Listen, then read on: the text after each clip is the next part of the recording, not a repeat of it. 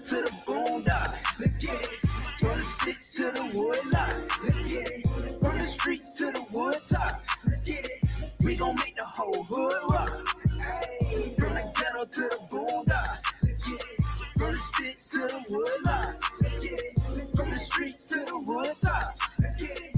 We gon' make the whole hood rock. I'm from Florida where niggas known for being Glock 9 toters, no hosters. We draw that shit from my drawers like we supposed to. Land of the soldiers, but we surrounded by death and vultures. Way too many of my niggas end up on t-shirts and posters. You might be in harm if you on the niggas sneaks in the city of Palm Beach, so you better get 6 feet. No corona, but niggas gonna get on you up in Daytona. All we see is palm trees and beaches, just like California. No capping, we make it happen. It's either all the rapping, my niggas up in Orlando, they ballin' just like the Magic and all of the baddest lit women live in Miami, so I be in Hialeah with Leah soon as I can be up in Tallahassee. I got fam too, and they chasing that certification up in FAMU. Hey, look, let's get it understood. Even if you ain't from my hood, you still good in my view. Hey, from the ghetto to the boondocks, let's get it.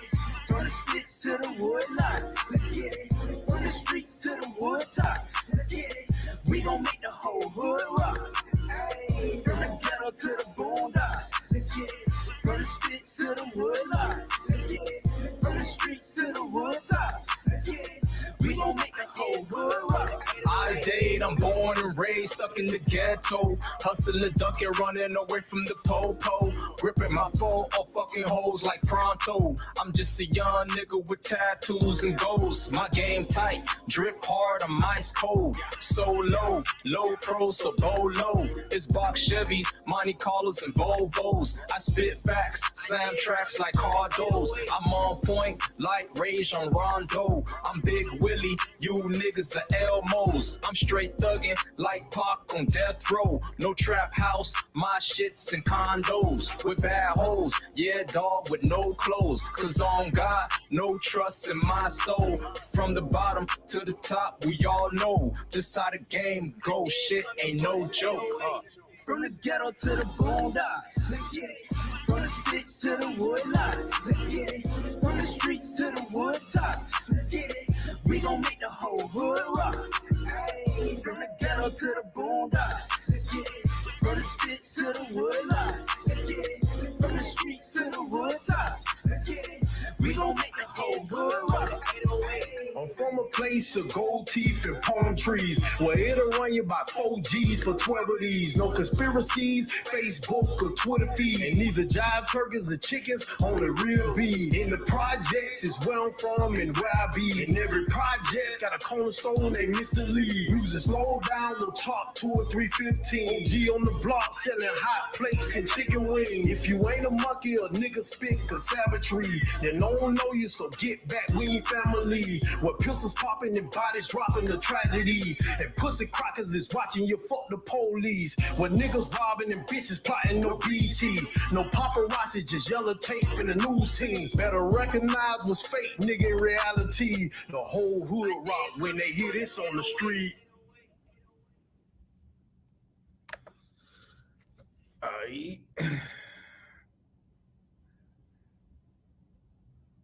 All right, we in here, right?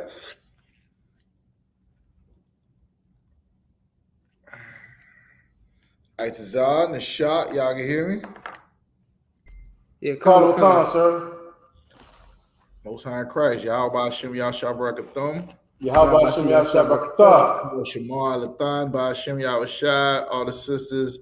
This is the Israelite School of Universal Practical Knowledge, started out of 1 West 125th Street, Harlem, New York, back in 1969, under commanding General YAHANNA, I.S.U.P.K, Florida priest and prophet and officer, and what's that word they use? Real nigga. You know what I'm saying? Nah, but we out here at 103rd Library in Duval. We got my brothers in here with me. Also in the shock, Itazab down there at Palm Beach at the school, right? On East Avenue E, right? Trying to build up this nation. Blacks, Latinos, Native American Indians, or First Nation / indigenous people are the Lord's chosen people. We come here every Monday night, mandatory class, teach the children of Israel their true identity, how to come back to these laws, statutes, and commandments that they left and end up in captivity up under this oppression. All right, it's a lot going on. Just know this: if you are in the truth, your job is to endure. All right, you are not allowed to be weak like everybody else. You keep seeing these people with these egg memes. You see people talking about, what's going on. If you having a look at the situation, it ain't getting no better for the children of Israel. The only hope you have is within coming back to these laws, statutes, and commandments, following the Lord, and doing what He says to do in our King Yahawashi. Separating yourself from this nation, because it ain't gonna get no more better out here. The only hope we have is this truth. One of y'all brothers want to give me things that were written aforetime. Hold that for me. We're gonna get Hebrews 5 and 12. Hold that for me. Any troopers want to come in on the live and read? Any officers want to come on in? Y'all pop on in.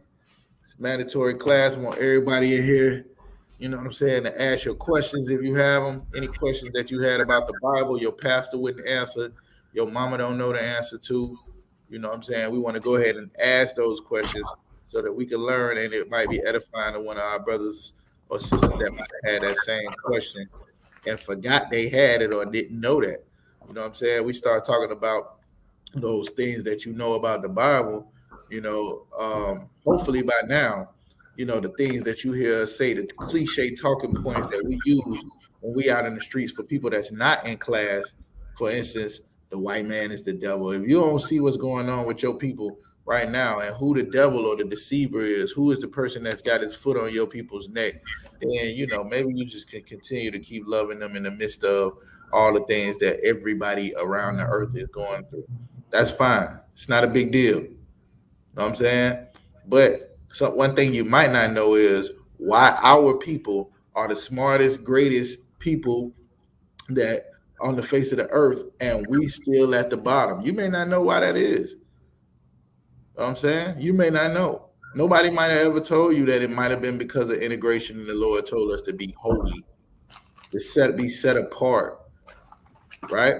Also, it might be something else that's going on where you think that because you go to church or because you do something for your pastor or something like that, that you are doing exactly what the Lord said to do, because nobody might have told you how to serve God properly.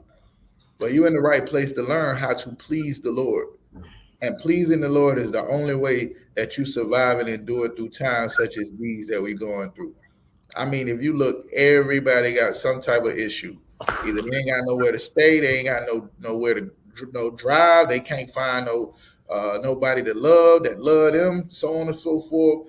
And brothers is spending $15, $20 a meal every time you go, and that's you spend $15 for a 4 for 4. It's in the shop. Tell me how that works. It's called 4 for 4, and it's gonna be $15 after you finish ordering it. Yeah, shit crazy, sir. I see the dude with a hamburger in his hand, like it was the size of his hand. That's how hamburgers is right now. You remember the big Whoppers they used to have back in the day? They don't exist no more.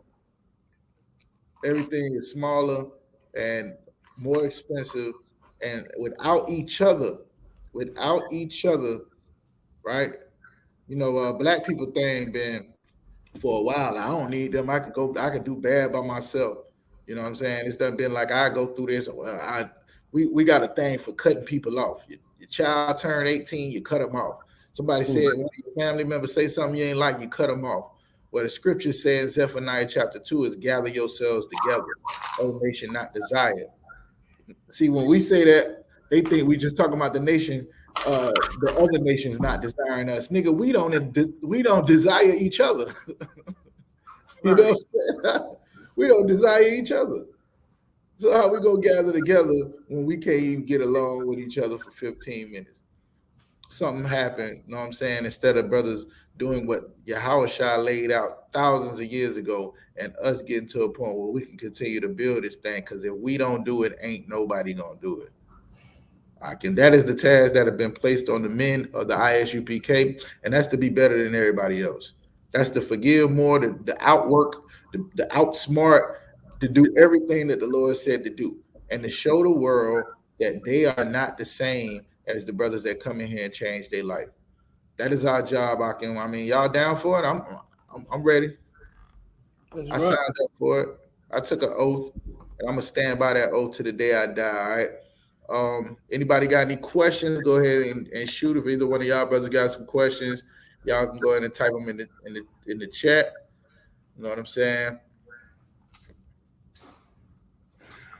Salaki, sir. Yeah, go ahead. I had a question in Deuteronomy 28. Deuteronomy 28. Yeah. So you got a question? Yeah, come on. Hold on one second. I think I'm in the wrong. What's the question? You got the NIV? Do I have the NIV? Yeah. No, it's in. I can get there. It's not something I keep readily available. Just I got the New International Version just laying around. It's not, you know what I'm saying, the normal book I would go in to get my understanding of the scriptures. But wow, what's going on? Because you said you was having issues. So I said I was having issues. What are you talking about? You said you was having a problem with something. You're trying to get there. I ain't get it. Go ahead. All right. So Deuteronomy 28. It's in verse 50. 50. I guess you could start 56.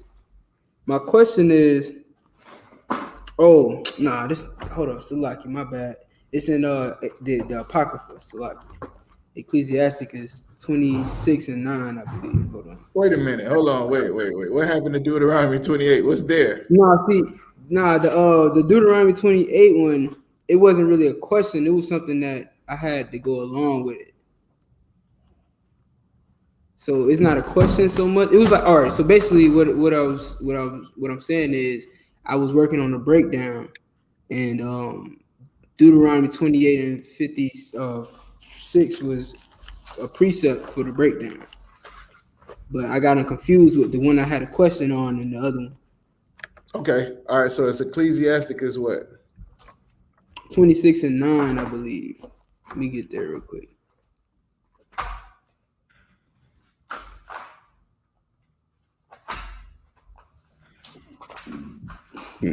Excuse me.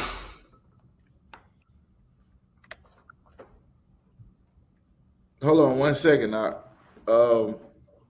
Yeah, just give me the question right this a minute, and then we're gonna get to it. All right. Okay, so the question is on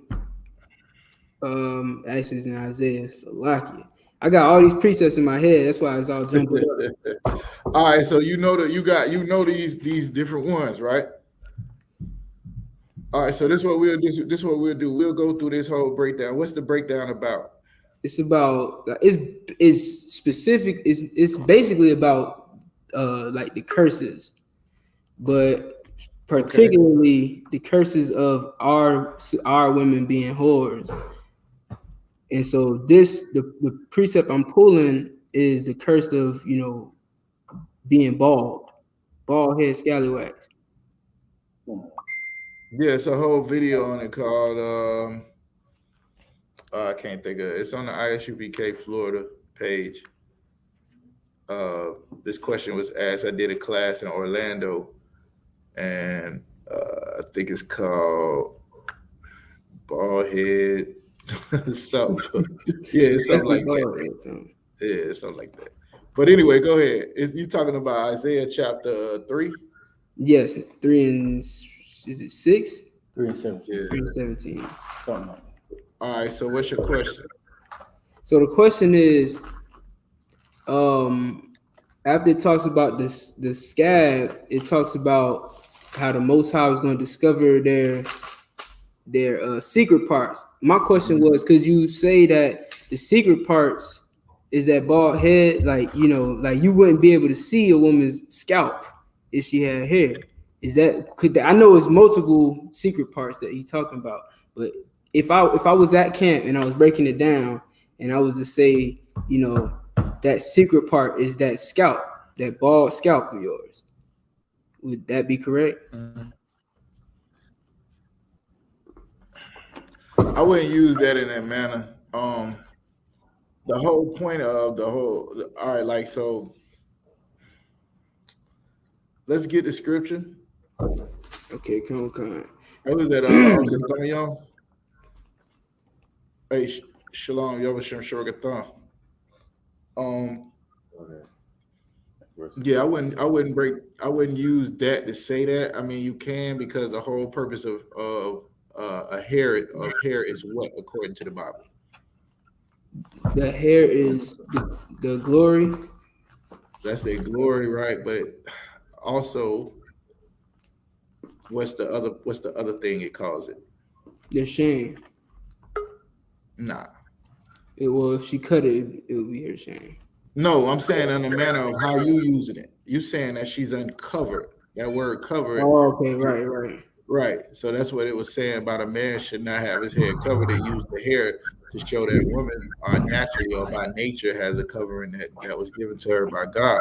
When it's talking about uncovering her, what does it say? What part? What's the word it say?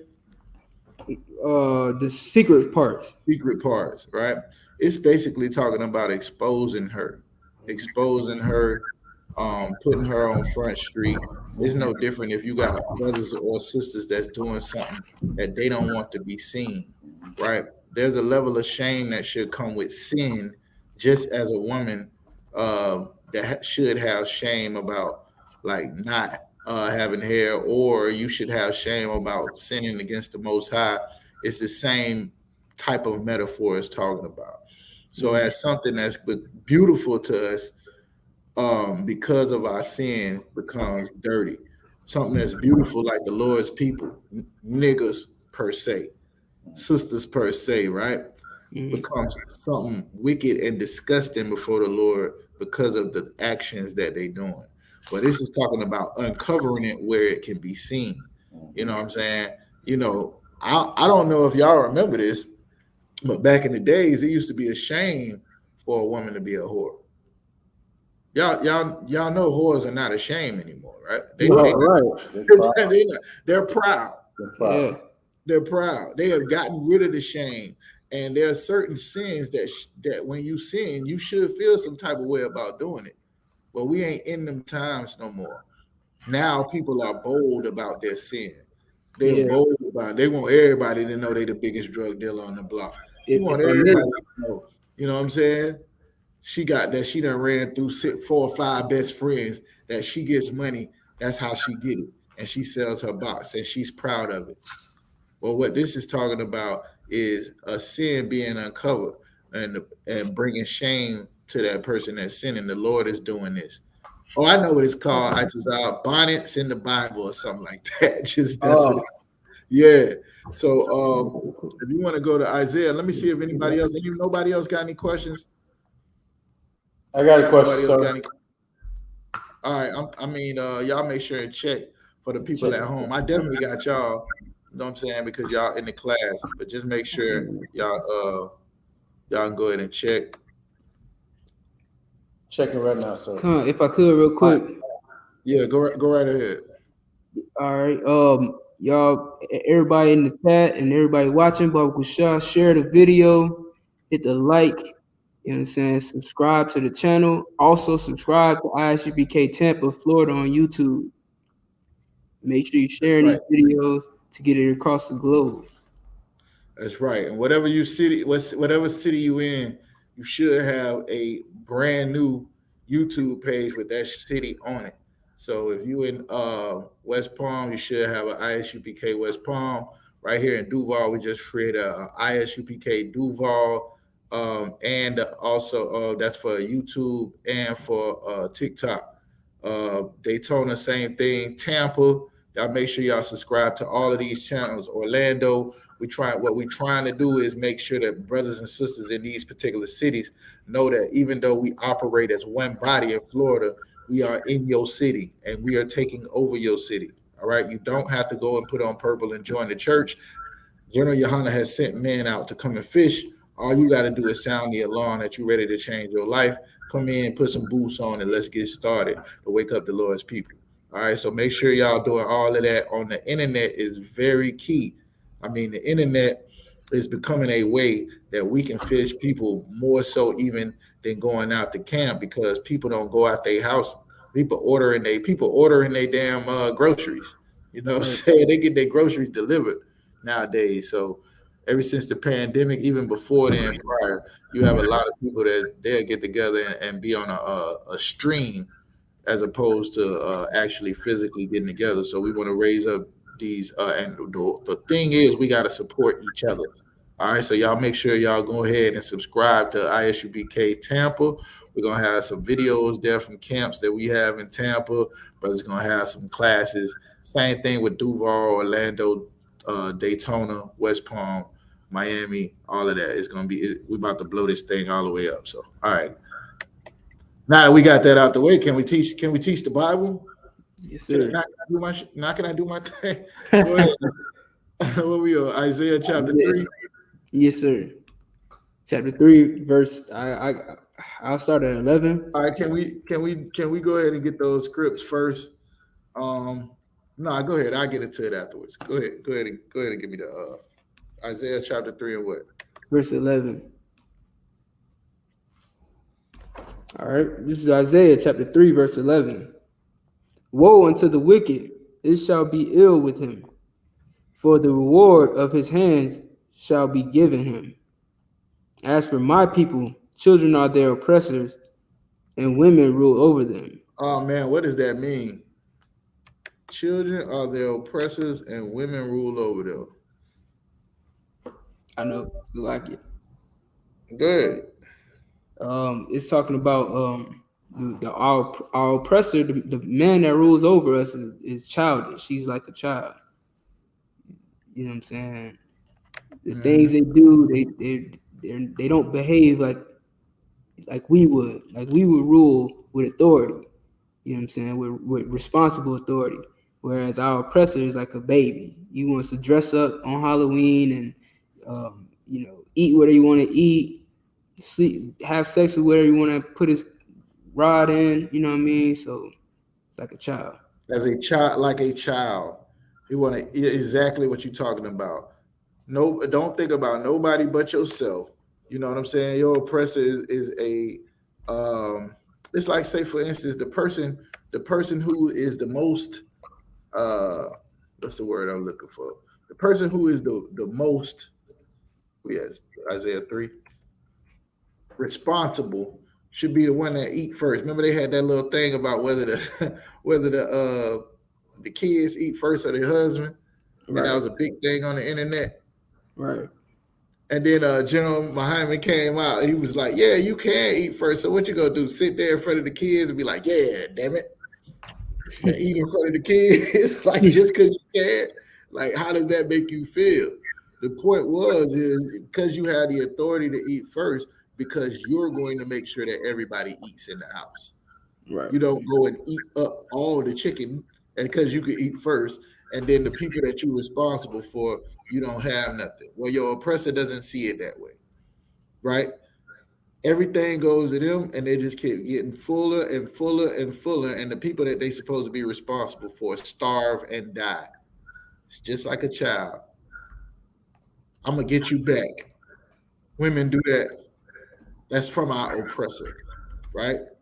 But it's also twofold, Itazab, in that you ever seen somebody when Christmas come or Easter and they get the Easter egg hunt and they doing all of this? Why are they doing that stuff?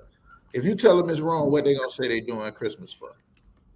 For the kids. They doing it for the kids. So now the kids are causing you to be oppressed.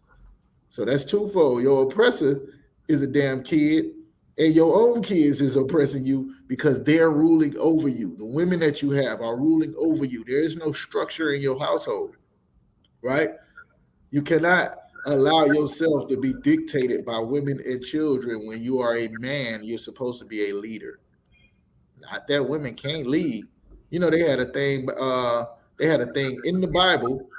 I mean, not in the Bible. They had a thing online where we just had a room. One of the, I can't think of his name, was saying that the reason for those cops that killed that brother in Memphis was because of single mothers. They was the problem. That's cold. Huh? Yeah, that's cold. First of all, they weren't supposed to be in charge in the beginning. So as a man, you have to take responsibility for those things that's going on. But yeah, you want to slide that responsibility on over there to the black woman. Well, it was never her job to lead in the first place. Where was we? You understand what I'm saying? right. Right now, what we're doing in the I.S.U.P.K is trying to rebuild men in the structure and give them a place back in their household. Now, with that being said, there are some women that are going to be, they're going to battle that. Hey, Shalom, sisters. Y'all Shema, there are going to be some that's going to buck. They're going to buck. They ain't coming They ain't gonna come in and let nobody do what he's supposed to do. Shalom, right? They're going to continue to buck. So, but this is talking about is that's gonna be in Isaiah chapter 3. What it's talking about is that's the reason. I mean, that's one of the effects of not doing what the Lord said to do. Now you ain't got no order. Now you got people ruling over you that are never supposed to be ruling over you. All right, keep going. Tell them where you at. Yeah, go ahead. If I could, real quick. I think I want to start at 9, but like I don't really want to read from 9, but it goes with what you were saying earlier about whores used to be ashamed. Now they profess it. Like now it's like they proud of it. And it goes along with. It goes along with verse 9. Subscribe to my channel so you can watch me be a hoe. Right, exactly. Get some more likes. Pay me a little bit of money. Yeah, I was gonna say, pay a little money and I'll show you something every week. All my private everything. Mm-hmm. Yeah, they want to put it on TV. There is no shame in anything. The drug dealer is proud to be the drug dealer. The murderer is proud to be the murderer. They recording themselves shooting niggas now. Right. That's where we at. Akim. So now what we gonna do about it? Like, can you be proud to be there, or can you be the person that's gonna tell them they're wrong for what they're doing? And with that comes a lot of ain't nobody gonna like you. Let me tell you that. Like the scriptures say, what the brother say, I become your enemy because I tell you the truth. Nobody wanna hear that. How you gonna tell me I can't get this money? Huh? Isaiah chapter 3, verse 9. How you gonna tell me I can't get this money? Anyways, go ahead. Go ahead. You could go ahead and start at 9 if you want. Yeah. Anybody else have any questions? Anybody in here got questions? Awesome in the shop. You got a question, right? Yeah, I was asking the people in the class that's here in Duval. Go right ahead. I'll start from 9. Yeah. All right. Come on. The book of Isaiah, chapter 3, verse 9. We read 11? Yeah, we read. I'm gonna just read 9 and jump back down. Nah, we're gonna read the whole thing. All Unless somebody come up with a go ahead and read 8. You know how that start. Yeah, I know, right? Go ahead and start from 8. We could go there because your joint was from further down. So let's do that. Mm-hmm. Isaiah 3. And if you want, I got a trooper here that can read. But if you was already reading, go ahead and read. Yeah, come on, I got it. The book of Isaiah, chapter 3, verse 8. For Jerusalem is ruined and Judah is fallen. Now I'm gonna read at 7. So like it. Don't start. Go ahead and read for 9, man. I got it. All right, the book of 9. The book of Isaiah. Is there something in 7 that you just need broke down, or? No, it's like in verse 9. I just would like to point it out because it is exactly what you just said not too long ago.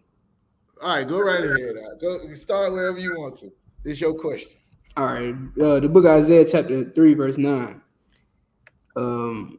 the show of their countenance doth witness against them, and they declare their sin as Sodom. They hide it not. Woe unto their soul, for they have rewarded evil unto themselves. What does that mean to reward evil unto yourself? What does that mean? It says the show of their countenance does witness against them. Meaning like the things that you're going to see them do is a witness against them. You could tell that this brother ain't right by his actions.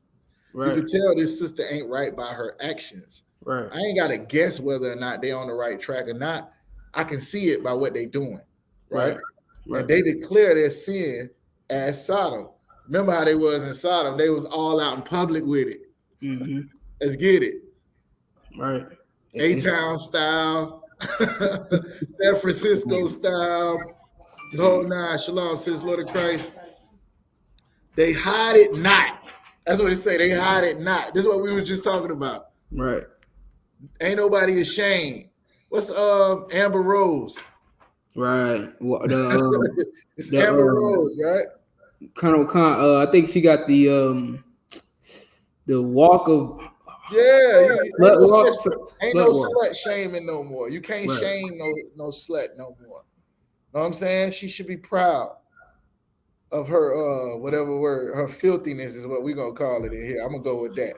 I think that's safe. Woe unto their soul, for they have rewarded. We had Isaiah chapter 3 and 9 says, woe for their soul, for they have rewarded evil unto themselves. In other words, they done did something that now they deserve to get evil from God. Right. That's what it is. This ain't the Lord ain't just taking niggas through this for nothing. We ain't just going through hell for nothing. We going through hell because we have not done anything the Lord told us to do. That's what's wrong. That's where we at. We have rewarded evil unto ourselves. So the Lord gonna give you what you're doing. Eventually, you know, if you can endure, you got a question? Isaiah chapter 3 or verse 9. We're going into verse 10. Go ahead and read verse 10, Isaiah. Come. Verse 10.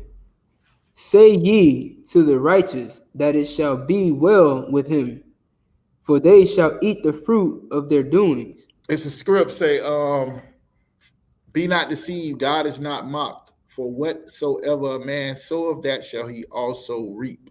Right? That's what it's talking about right here.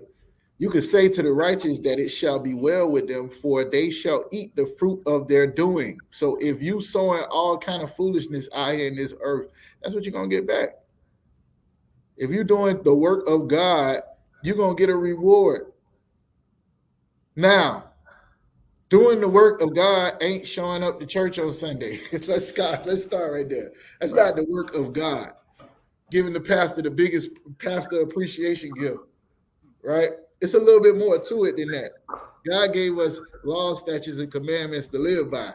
Doing the work and will of God is not going along with how you feel about the situation, but figure out how the Lord feels about the situation and acting accordingly. That's the hard part about it. I might feel like I want to kill somebody. That don't mean I can do it. I might feel like I want to sleep with somebody who don't belong to me. I can't do it. You have to follow what God. Otherwise, you're going to be in the situation that these people is in. And this is talking about the fall of Jerusalem. This is talking about the fall of the people that the Lord actually picked. He picked these niggas, and then they went out and did everything against what he said to do. So now he got to show them who's the boss, who's in charge. That's what's going on here. You get that, right? Yes, kind of. Everybody understand? Yes, sir. All right. Go ahead. What is it, 11? It's still in verse 10. Okay.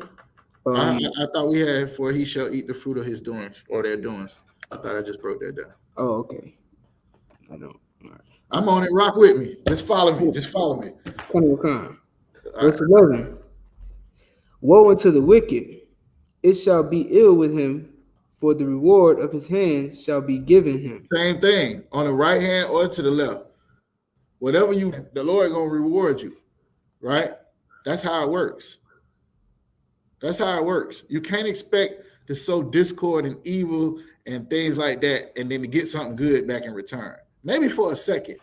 Maybe you will be allowed a little bit of time to get away with some of the evil that you done.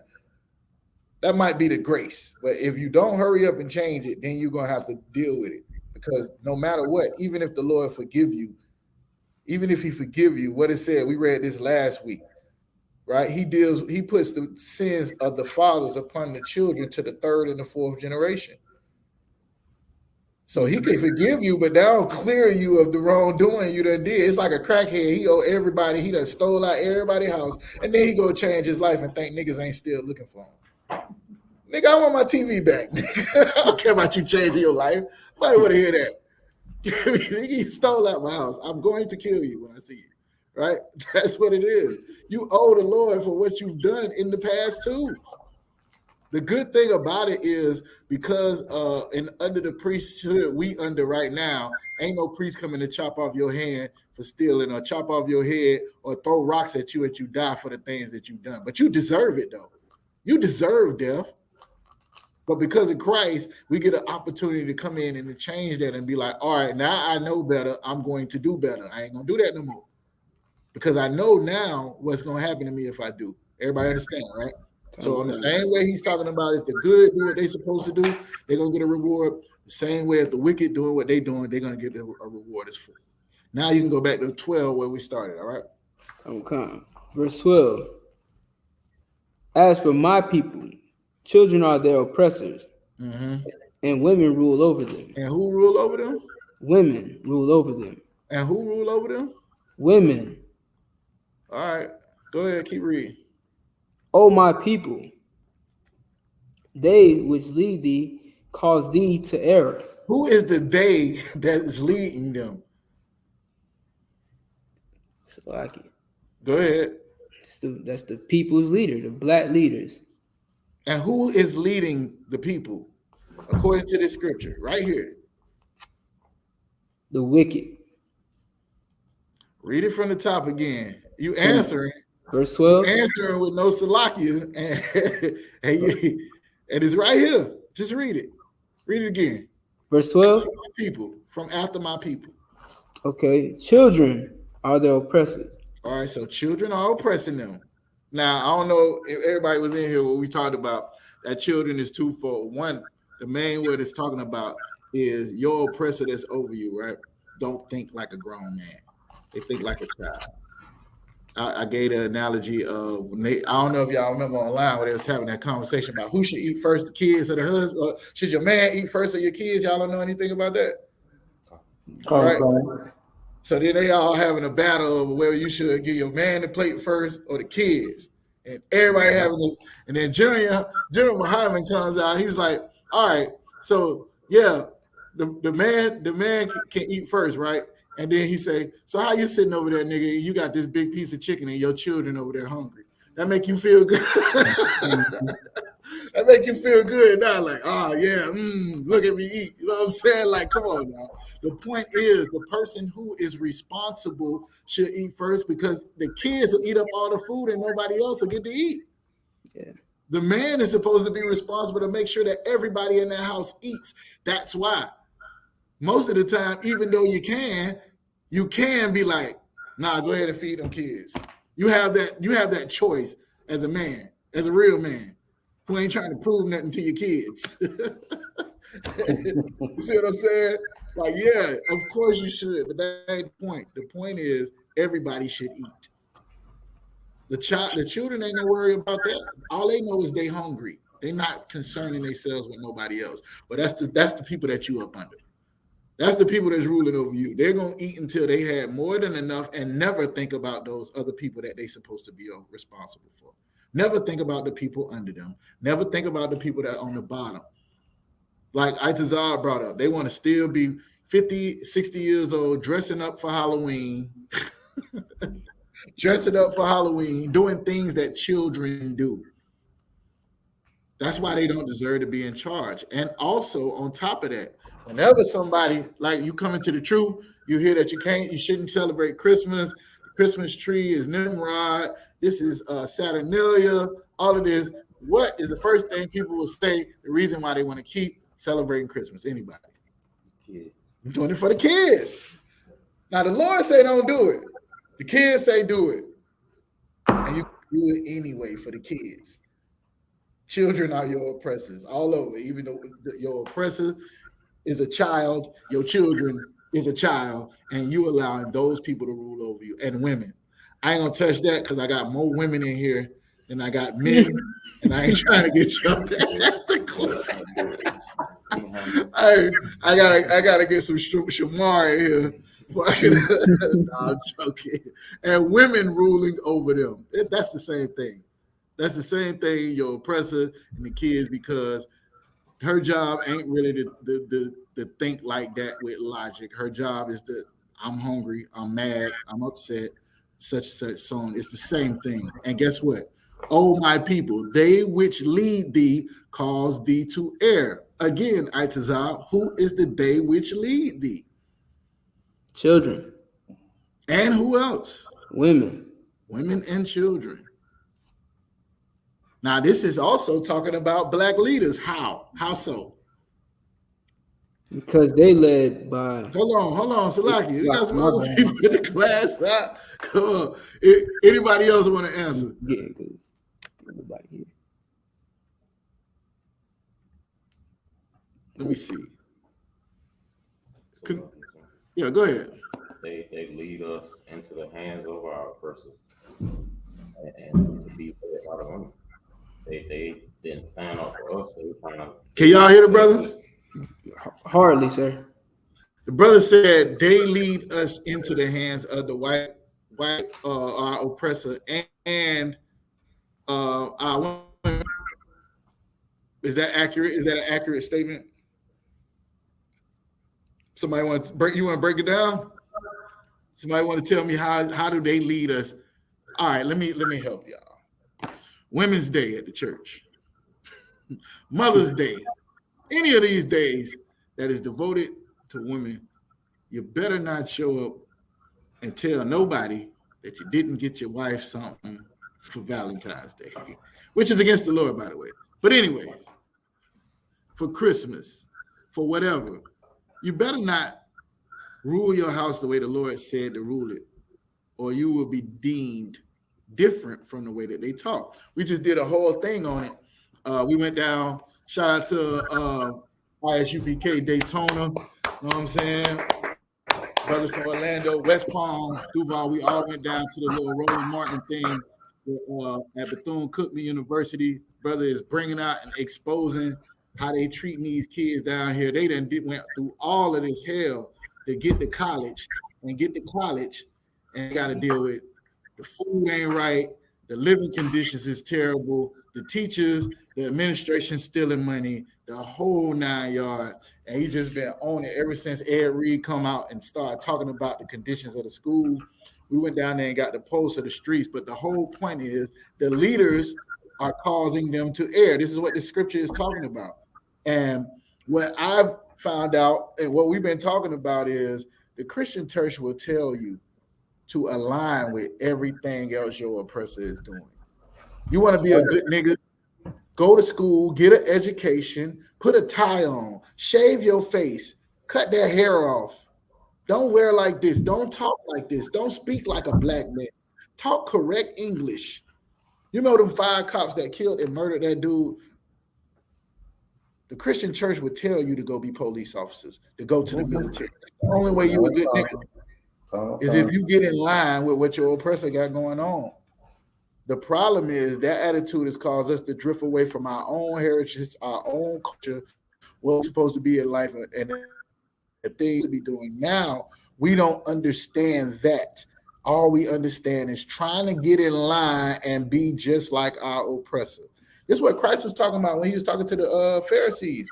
These was the black leaders at the time. And he said, you are of your father, the devil. He talking to black people.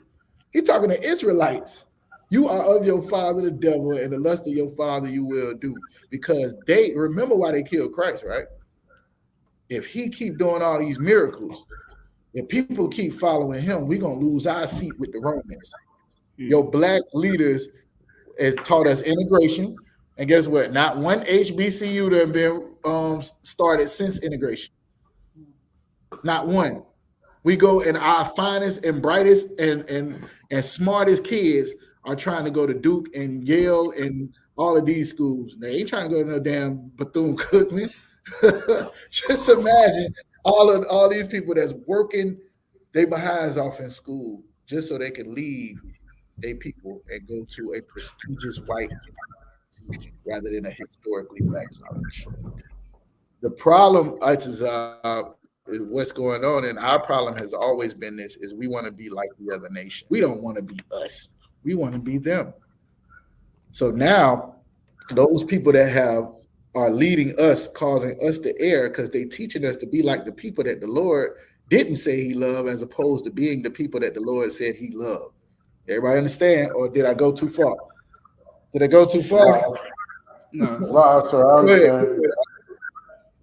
You want to add something to that, Nishad? Oh shit, nah, sir. Nah, you Lights is out. You with me? yeah, come with concert. All right, go ahead. Keep reading. What verse? Come with con, verse 13.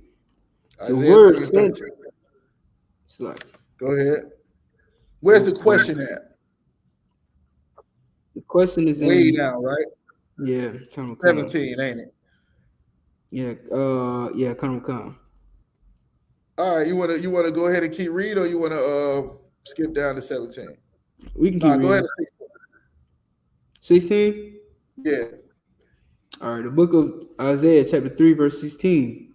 Moreover, the Most High said, because the daughters of Zion are haughty and walk with stretched forth necks and wanton eyes, walking and mincing as they go, and making a tinkling with their feet. Now, I guess your question was about either haughty. Is it haughty or wanton? No, the question. Right, so what's haughty? Haughty is proud. Are you sure? Like 98% sure. No, bro. Go ahead and get that. Go ahead and get it for me. Go ahead. Go ahead with what you were saying though. What was the question? Question was in 17 with the you kind of already answered it. We ain't at 17. We ain't at 17 yet. Right. All right. So what's the question though? If I could, haughty, according to Oxford Language Dictionary, is arrogant, arrogantly superior, and disdainful. Okay, good. That was exactly what you said. Proud, arrogant, right? They don't see nothing wrong with what they was doing. And here's the thing, right?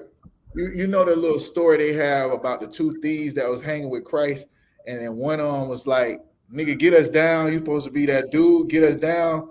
And the other one was like, nigga, shut up. We supposed to be up here. He ain't even do nothing. Right? One of them was still proud. And he didn't understand that he was supposed to be there. The other, like, understood that he had that messed up, and that's why he was in the situation he in. There's a difference for you to do. It's too, like, okay, the scriptures say everybody done sinned and did stuff against the Most High. The point is, when do you come to the point where you realize you're doing wrong and you want to repent, meaning change that? Stop doing that. You're just gonna keep on doing it, huh? You know what I'm saying? It's like when you back to the whole kid thing. Like, how many times I gotta tell you? You know what I'm saying? And the Lord gonna keep putting you through hell until you get it together and realize it. As a people, that's what's going on. So yeah, they proud. The daughters of Zion are proud, right? Arrogant, and walk with stretched forth necks and wanton eyes, right? So this is talking about more so being in a it's like it's almost like you flirting with death in a way, is what he's saying. You know what I'm saying? Like they feeling themselves. So in since you feeling yourself so much, then I gotta humble you, right? Is what the Lord is saying right here. What's the question though?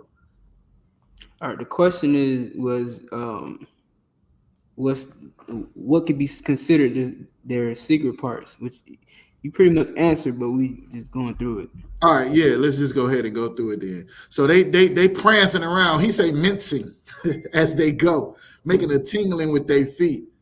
You know what I'm saying? Like they got bells on. Like, I want you to see me. I need, you know what I'm saying? Like they trying to be seen. But the reality is that our women who are beautiful and great and wonderful have become something that the Lord didn't create. The same way that our men who are mighty and strong have become weak. Our men who you know, the Lord said was his favorite among all the people on the planet Earth have become those niggas that he hate because we have hated the Lord first. It's the same way with our women. Give me verse 17. Come. Verse 17. Therefore, the Most High will smite with a scab the crown of the head of the daughters of Zion. Mm-hmm. And the Most High will discover their secret parts. So he's going to smite with the scab the crown of their head and daughters of Zion. Somebody tell me, have they ever seen any Israelite woman who don't got no hair?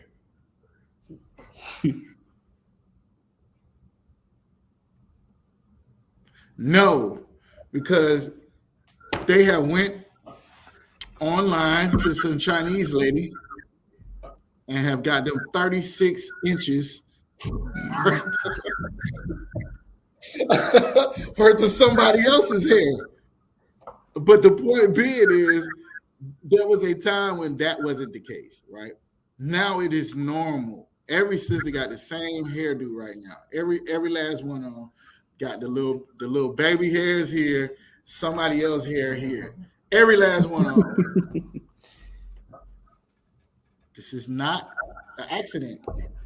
The Lord, just like he took the man's strength from him, now you got to go and serve your oppressor. You can't really be a man. Those things that make you a man and great and powerful and strong have been taken away from you. Those same things that make our sisters beautiful and meek and all of these things have been taken away from her. This is what he's talking about. And discovering her secret parts is talking about exposing her. Exposing her. Like, you not what you think you are. Regularly bringing it down the same way he did the brothers. We was mighty when we was under David. Like, ain't nobody finna mess with us. We got the whole thing on lock. Let an Edomite move. I got him. Let a Moabite move over here. I got him. Nobody can touch us. To go into a point where in the 60s or the 50s, you had to put your head in a barrel if you wanted to laugh. You better not laugh in front of no white man.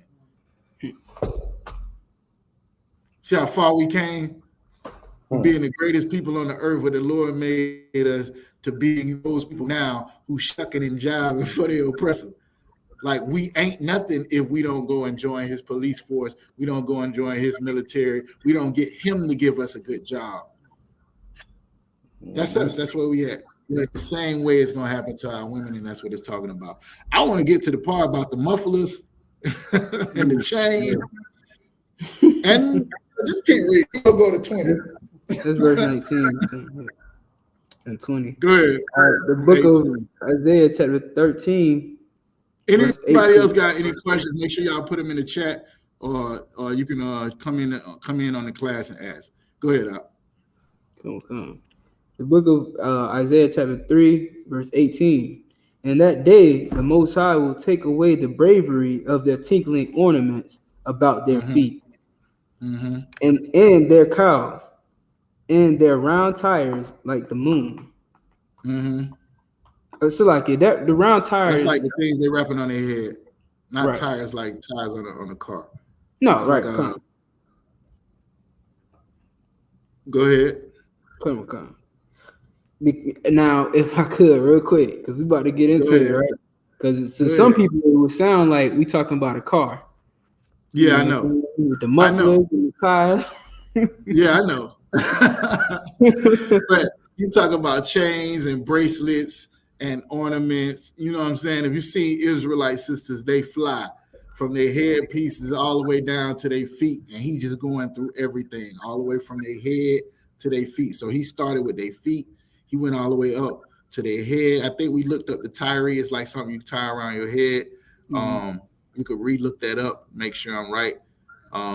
But he said he's going to take away all of this stuff that you putting on. You putting everything on. It's just like Adam and Eve. They put on these leaves to cover up, right? Because they felt naked. Basically, the Lord is going to take all that stuff off of her and expose who she really is.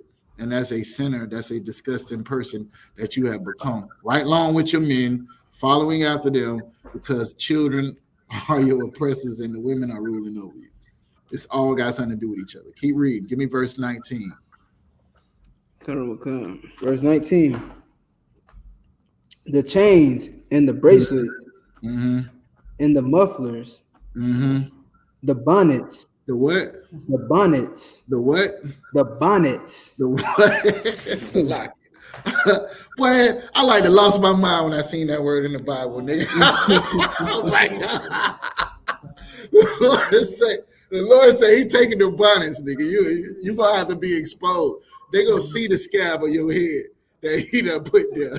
You ain't gonna be able to cover it up. Keep going now. Come. And the ornaments of the legs. Uh-huh. And the headbands. Right. And the tablets. And the earrings. The earrings. Keep going. The rings. Uh-huh. And the nose jewels. And the nose ring. All that stuff you putting on to cover up who you really are. And to the Lord, if you are a sinner, you are disgusting. I don't care what kind of what like as a brother. I don't care what your garment look like, what your headpiece look like. Nigga, you wicked. The Lord is going to expose you. And your woman with her beautiful dress on. Matter of fact, y'all make sure y'all in the Passover. Right. You know what I'm saying? Make sure y'all in the Passover, April 1st, looking beautiful, even if you are a person that is covering up something. Come around the men of the Lord, and we can expose that and help you with that. All right? Anyways, you get the point, Atazah. Do we have to stay here? I was about to ask a question. Yeah. No, I was gonna make if I could add a point to what you just said. Yeah, you can add a point. Go ahead. Because it's heavy what you just brought up. Like you know, back then we had all those things in abundance. You know what I'm saying? You know that because it's being written about. You know what I'm saying? All these nose jewels and mufflers and tires. You know what I'm saying? Mm-hmm. But like if you look today, it's like our women, you know, whore for these things now. You know what I'm saying? They gotta make they definitely have to sell something way more valuable in order to attain these things. Exactly. And that's their soul, that's themselves, that's their body, that's all of that.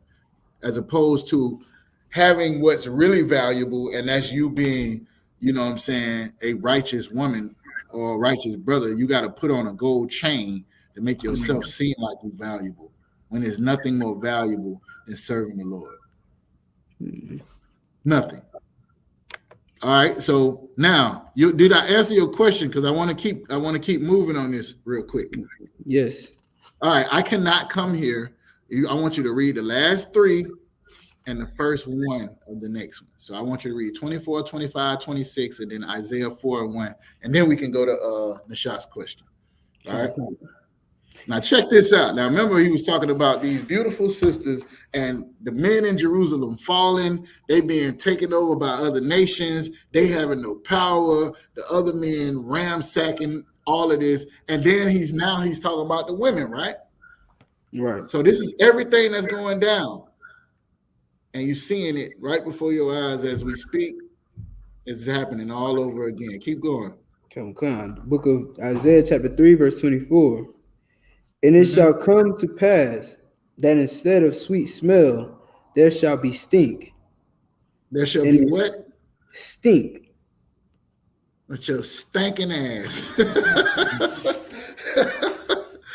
what the Lord, yeah. You smell good now. You can cover it up if you want, but the Lord is exposing no matter all the Captain Zaryak's oil you putting on. It ain't working. You still stink. Keep going. Come on. And instead of a girdle, a rent. If I may. Yeah, go ahead. That's the rent. That's like ripped clothes. Right. Mm-mm. What do you mean rent clothes? What you mean? Like rent. When they say You say when they rent their clothes? No. That's talking about like ripped clothes, like tarnished clothes. Right? Right, but it's talking about the girdle that they had on that pulled their stomach in and made them look, like everything is all over the place. What they call snatched. Like it's getting ripped off. Yeah. They went from looking snatched to getting snatched. You can say it like that. Go ahead. All right, come on, Most High Christ. And instead of well set hair, baldness. I ain't gonna even touch that no more. Go ahead. And instead of a stomacher, a girding of sackcloth. Mm-hmm. And burning instead of beauty. Verse 25. Thy men shall fall by the sword. There it go right there. Keep going. And thy mighty in the war. So now you got mighty men that were like supreme in war, but now they falling by the sword too. So not only is something happening where our women are being exposed, the men are being exposed as being weak. Keep going. Verse 26. And her gates shall lament and mourn. Mm-hmm. And she, being desolate, shall sit upon the ground. This is talking about Jerusalem as a she, right? Her men falling by the sword, she being desolate, sit up on the ground. Now remember, in the Bible, we have them with book, chapters, verses, all of this, right? But this would all be one thing. So this is all happening. So as you flip the Isaiah chapter 4, just know it ain't no different chapters in the scroll that it's coming from. All right?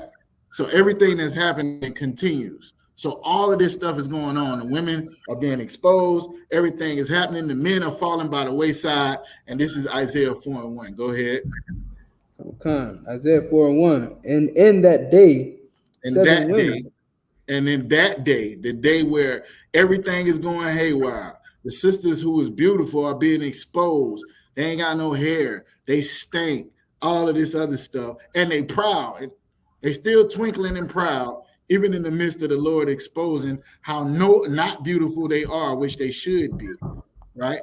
In that day, when men are falling by the wayside and the children of Israel are at a point of being oppressed by a foolish and childish nation and their women. In that day, read. And in that day, 7 women shall take hold of one man. Read it again. And in that day, 7 women shall take hold of one man. How many women? One man. Oh, 7 women. How many women? 7 women. That's a bit much, man. I don't know about all that. Salakia. Read it again. And in that day, 7 women shall take hold of one man. Now, what are they taking hold of this one man for? Anybody know? Why would 7 women in the midst of all of this stuff happening, in the midst of us being trodden down, why would 7 women take hold of one man? Now, the American answer is money. This nigga better be kicking out some ducats, right? That's the American answer. That's what I would say from the hood. Nigga got all these women. He better be. They got the Birkin. Some ducats, right? Yeah. They got the Birkin bags, sir. He passing out bags. Now it all makes sense. Is that what it is? All right, read it from the top. Go all the way through. Let's see what the Bible says. Why in the world would these 7 women take hold of one man? And all this is going on. Go ahead. Isaiah 4:1. And in that day, 7 women shall take hold of one man, saying, we will eat our own bread. So they're going to feed themselves? And wear our own apparel. They're going to buy their own clothes? Only let us be called by thy name. To be called by his name. Keep going.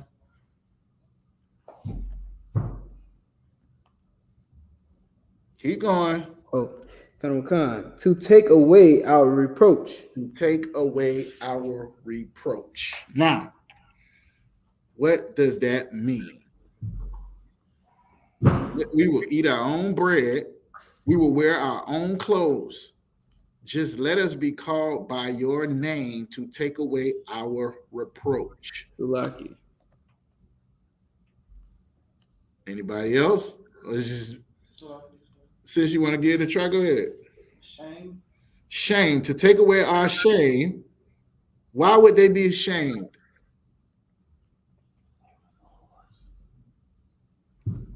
Isaiah, you want to jump in? Or since you got it?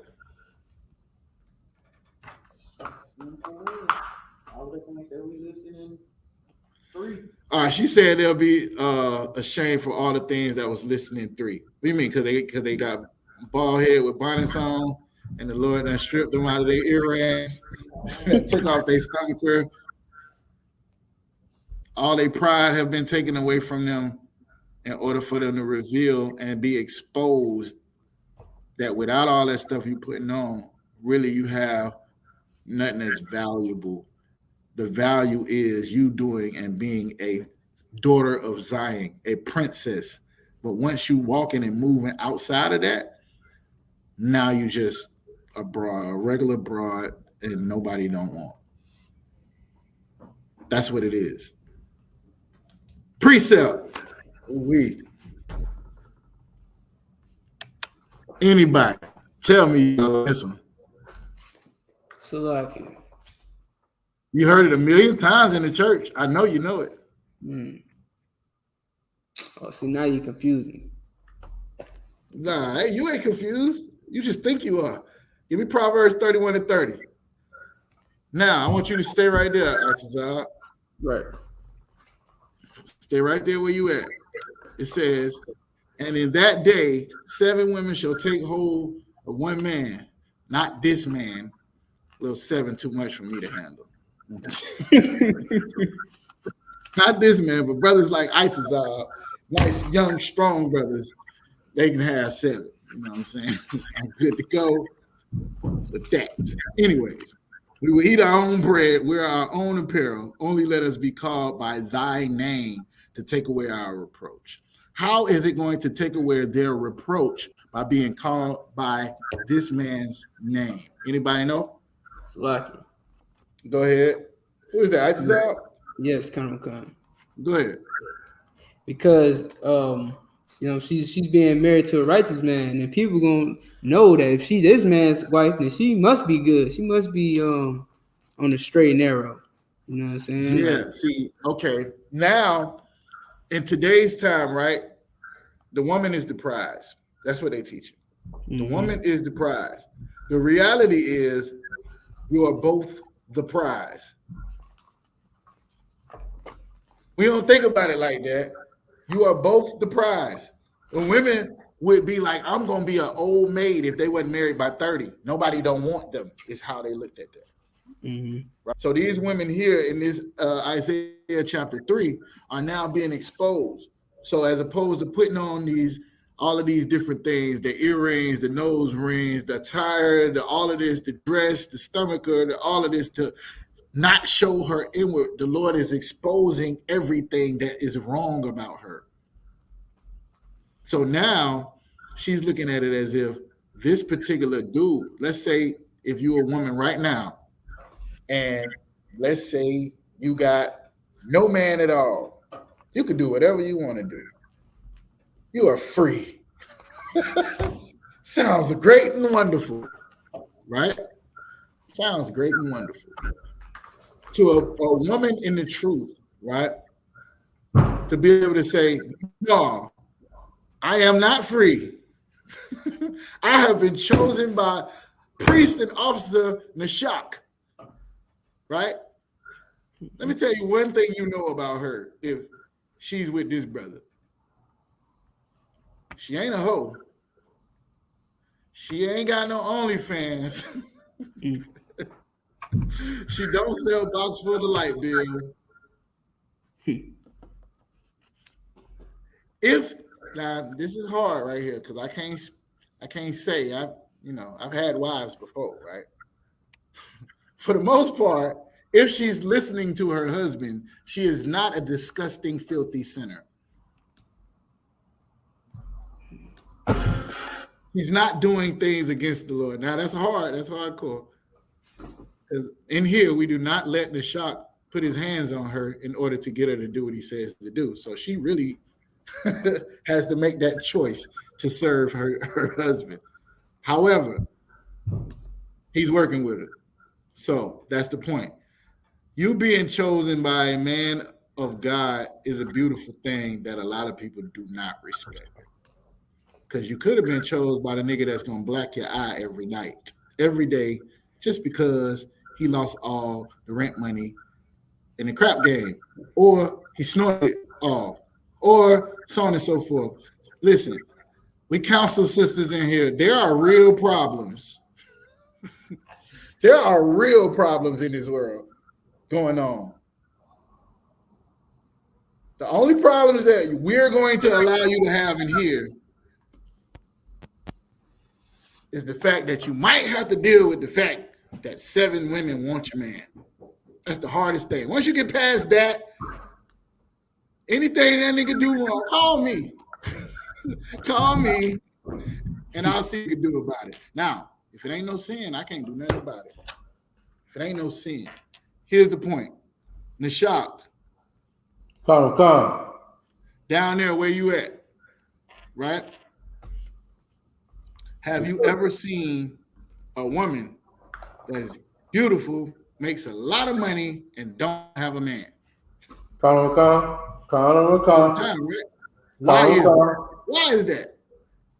Anybody know? Hold on 1 second. Anybody here know? Why would there be beautiful women on this earth that have a lot of money and they don't have a man? Why is that? I'm only doing this because y'all was falling asleep. Let's get it cracking. Let's talk about it. Go ahead. No man see the value in keeping the men that they dealing with. He said, "Don't no man see the value in keeping them." Anybody else got another answer? You got Con. You got another answer? Go ahead. If I could, sir, yeah. Hold on, wait. Stop. Any of these sisters got an answer? Why would a woman be beautiful, have a bunch of money, and don't have a man? Sister say because they too prideful. What'd you say, sis? Too independent, prideful.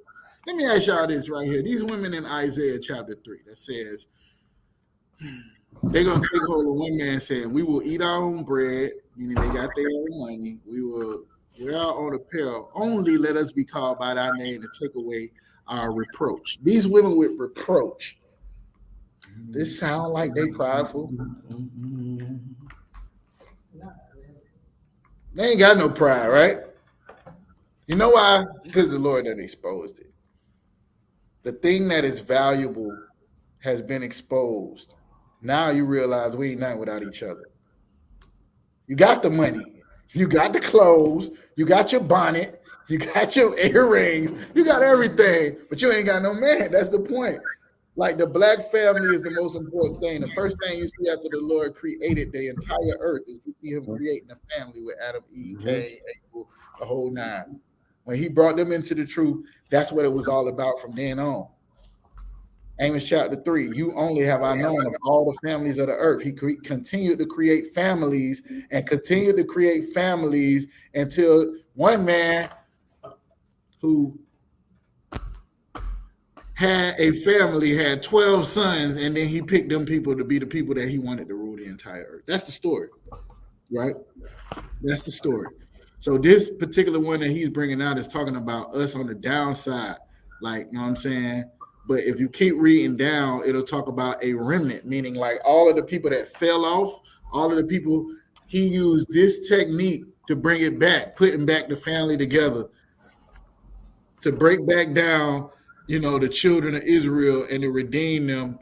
A lot of people had to get cut off.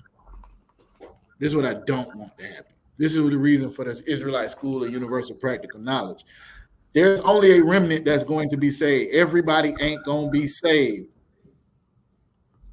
The people that's around here talking about they saved is lying. My mama is lying. You ain't saved. Why? Because Christ said, he who endures to the end, the same shall be saved. You could be in the truth one day, and because of your feelings, you out of the truth the next day, and you back in the world, and you are not counted amongst the righteous. And the Lord is not working on your behalf. Remember what we started in verse 11. You're going to be rewarded for those things you do good and those things you do bad. You choose it. Because this right here is going to happen. This thing where everybody is going to fall, women are going to be exposed, the men going to be exposed. It's happening right now. You can look at a woman right now and tell whether or not she is the type of woman you want to be with. You can look at a man right now and tell, and nobody cares about anything but their own lust and their own desires. Niggas don't find out they hate the bitch until they got 5 kids with her. You don't find out she hate the nigga until she got 5 of his kids. Why is it like that? Because our leaders are causing us to err. Those that lead them are causing them to go astray. The point is to come back into laws, statutes, and commandments, rank, order, structure that the Lord gave us, and we ain't got to live like everybody else in the world where you hate your baby daddy, where you hate your baby mama. You can, you know what I'm saying, put back together, and we do this thing as a family. Wait till y'all get to the Passover. I just can't wait. I can't wait. My first Passover, I was like, wait a minute. That's how y'all doing it in here? Okay, this about to be lit. You know what I'm saying? Because I've never been so well with so many black people and nobody was fighting. Bruh, nobody was fighting. Y'all understand, I came up around niggas and hoes, and I did not have the chance to experience brothers and sisters until I came into the truth. So what this is talking about is the Lord exposing niggas and hoes and bringing brothers and sisters together, and the remnant is what's going to survive. You get it, Atazar, right? I ain't got to keep beating the dead horse, right? Right. Okay. Give me that Proverbs 30 and 31. You got it, Shayah? Let's go. The book of Proverbs, chapter 31, verse 30. Favor is deceitful. Favor is deceitful. And beauty is vain. And beauty is vain. What does that mean? Beauty means nothing. But a woman that fears the Most High, she shall be praised. But a woman that fears the Most High is the one you want. That's the one you're looking for. A brother that fears the Most High, that's the one you want. Not because the nigga got cute, not because he got a nice car, not because he is fighting against the woes of this world, because this sister is willing to stand up in the midst of all of this foolishness that's going on around and say, I want to serve God. That's what you need to be looking for in a man or a woman, and that is only taught in the world. Nobody else teaching that. Girl, you better get out of there. You better leave that nigga.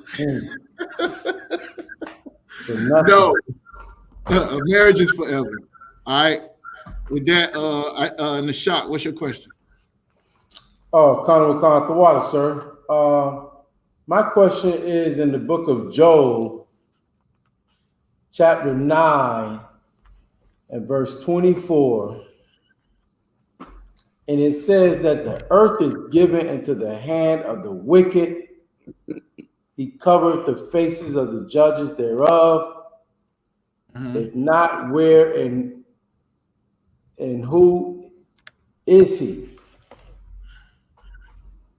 So, you know, we've been in the book of Job in the Sabbath service, and it just seemed kind of random. He said this, like it came out of nowhere.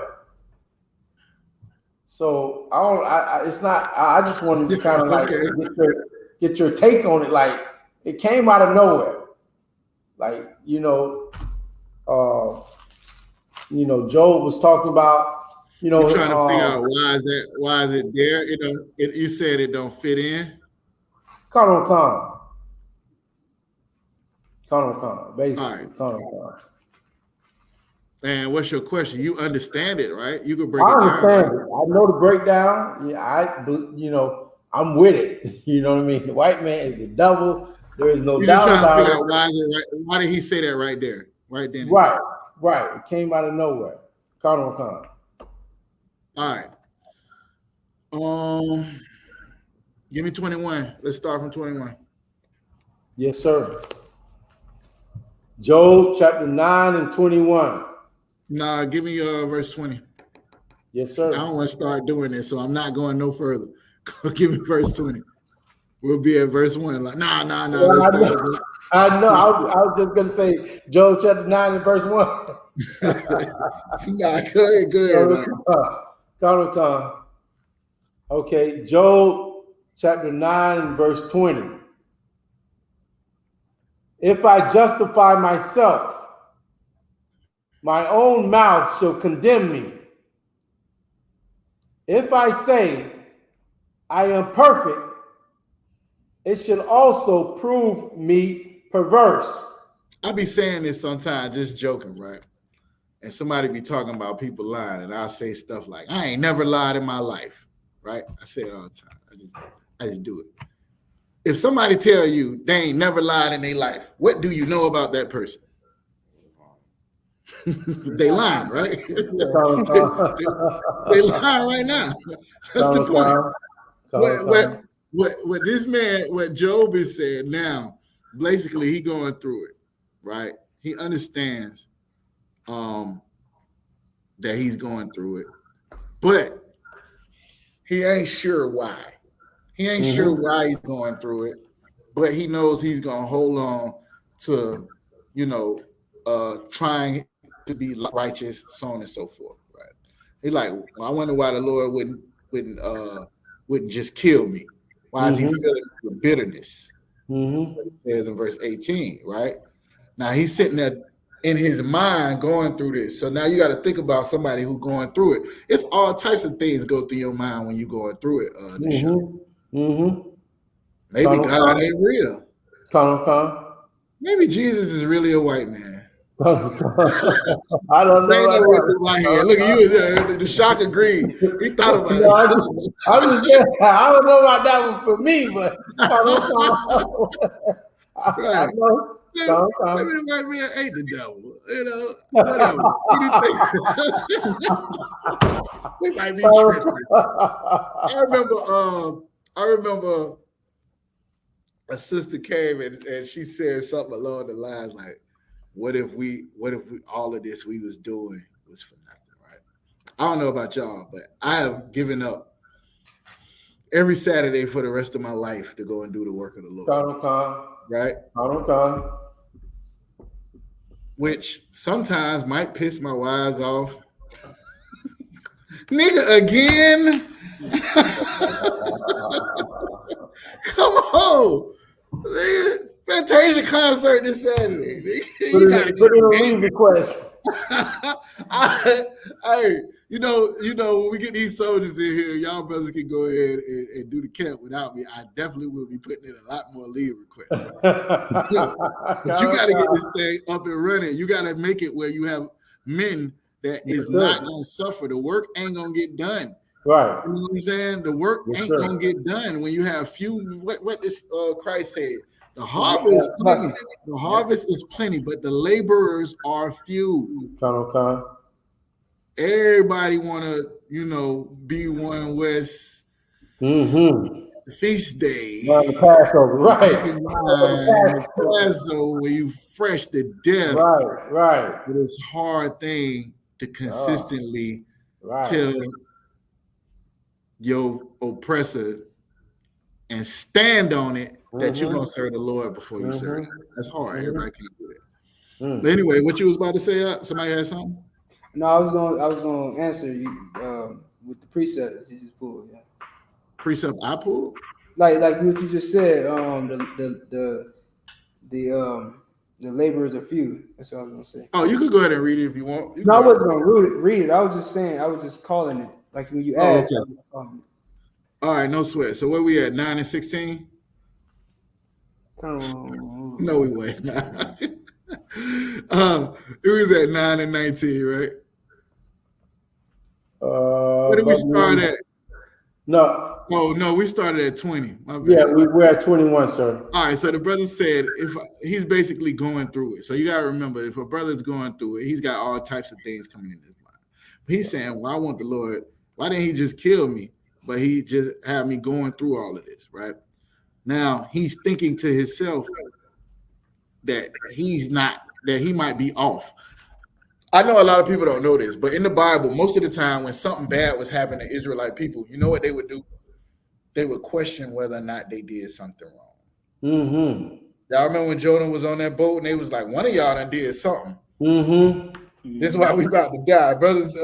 When the dude stole that garment, he took that piece of that garment. Yeah, he buried it. Every time we would question to see who done did something wrong, why the Lord ain't with us. Because what we understood is that if we did right, the Lord would be with us in everything that we're doing. Here, Job is serving the Lord, doing everything right, but Satan is coming and giving him the test to see if he gonna move or he gonna stand for the Most High. So now him in himself, he like, well, you know what, man, I wasn't perfect. There was that one time when, you know what I'm saying? That's what Job is doing right now. If he's like, if I justify myself, because I want to say, which we all want to do, maybe not y'all, but I do have to. I'm like, man, I ain't did nothing wrong. And it's true. Now, all our righteousness is as filthy rags to the Lord, is what the Bible says. So even if you ain't did nothing wrong, you did something wrong by thinking it was you that made you not do nothing wrong. It ain't on your own power. If it's up to us, we'll mess it up every time. It's the Holy Spirit that will only allow you to do what the Lord wants you to do and not your own self. You know what I'm saying? I quit smoking cigars probably like 10 years ago, right? And at the place where I work at, they sell cigars. So I go in the humidor to show people cigars all the time. And every day I walk in there and be like, I'm gonna have a cigar today. And then I just don't. Right? That's the Holy Spirit. Like my desire is when God's desire is something, and that is only possible. Ezekiel 36:27, where he said, I put my spirit in with you and to cause you to keep my statutes and do them. That means even if you a brother that like looking at other people women, or like doing something, or like going to the strip club, or like getting high, or like doing this, once you have it, the Holy Spirit, it controls what you do and not yourself. But this is Job doing the right thing, going through hell and questioning himself of whether or not he's been right. He said, if I justify myself, my own mouth is going to condemn me. Because by me saying I'm perfect, it also proves that I'm perverse. Go ahead to verse 21. Yes, sir. Job 9:21. Though I were perfect, yet would I not know my soul. I would despise my life. Wait. Slow down. Though I would be perfect, yet would I not know my soul, that I would despise my life. What does that mean, Nishat? You read through this. Anybody, I'll give it, and then I'll go to Nishat. Anybody? No? Y'all want to touch that one? Good. I knew ISIS I was going to try. Go ahead. Though I were perfect, yet would I not know my soul. Like, what he's trying, it seems like what he's saying is, you know what I'm saying? He like okay, maybe he never, went against the Most High, maybe never committed a sin, but it's not whether he committed sin or not that makes him, that makes his situation happen or whatever. It's like his soul belongs to the Most High, so the Most High can do whatever he want with that soul. That's a deep answer, man. I don't know if I can follow that in a shot. Y'all know I'm a simple man, right? Like, I don't know. Maybe y'all, I don't know if you're right or wrong. I hear what you're saying. I think it's something in there that ain't line up with what Job is really saying. Go ahead. I think he's saying, like, had he not gone through them tribulation, he wouldn't realize, what made him who he is. Close. Nishat. Cardinal Khan. So he say, though I were perfect, Yet would I not know my soul, I would despise my life. Like I say I'm perfect, but you know what I mean? I know who I am. You know what I mean? If I say that, then I'm gonna despise myself. You know, like y'all some deep brothers. Okay, Slocky. Let me help y'all out. This is what I see him saying right here. This is a breakdown. He's saying, if I was perfect, right, and I was going through the same thing I'm going through right now, I wouldn't understand like that the real perfection is being obedient and standing with the Most High. Because I'll be ready to be like, I'm perfect, but I'm going through hell. I would despise my life. Like all this I'm doing, y'all ain't never met these people that you think the Lord owe you something? Niggas think the Lord owe them something, especially Christians. They looking for a blessing. They just got quote unquote saved last week. They've been a disgusting sinner their entire life, and the Lord owed them something. They don't owe him nothing. What Job is saying, if I was perfect, like if I thought in my own head I would be perfect, then I would never get to understand how locked in I am with the Most High, because I would be sitting here despising my life because I've done everything right and I'm still going through it. Y'all get it or no? Yes, kind of no kind. Slocky, the shop? No, Go ahead. Is this like the precept where when Christ said you should despise your own life or whatever? I'm not familiar with what you're talking about. You have to take me there, and I have to tell you. Okay, so what did he say? I think on Luke. Go ahead and grab the precept. Lose your life. Lose your life. Him who loses his life shall gain it. Him that gain his life shall lose it, or whatever, or try to save his life shall lose it. That's what you're talking about?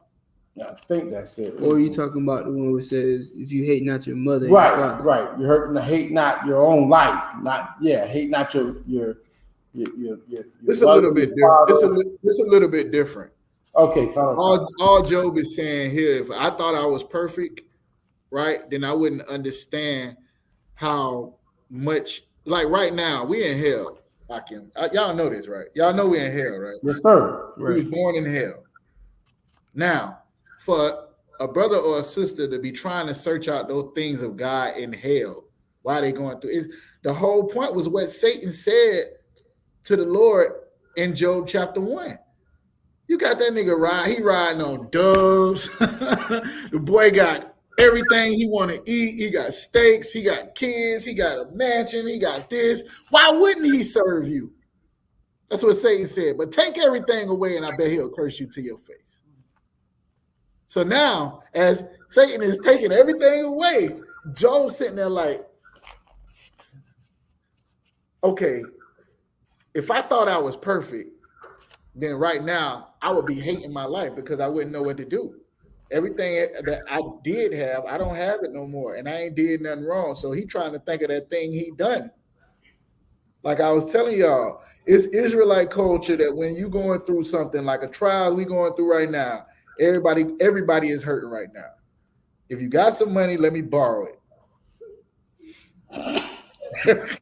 Everybody is hurting right now. All right? Don't worry. Borrow until I get my income tax. That's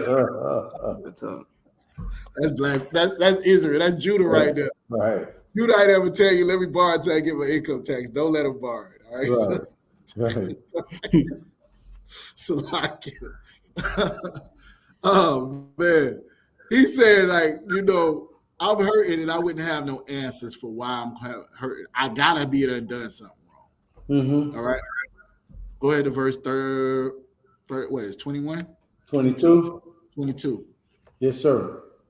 Job 9 and 22. This is one thing.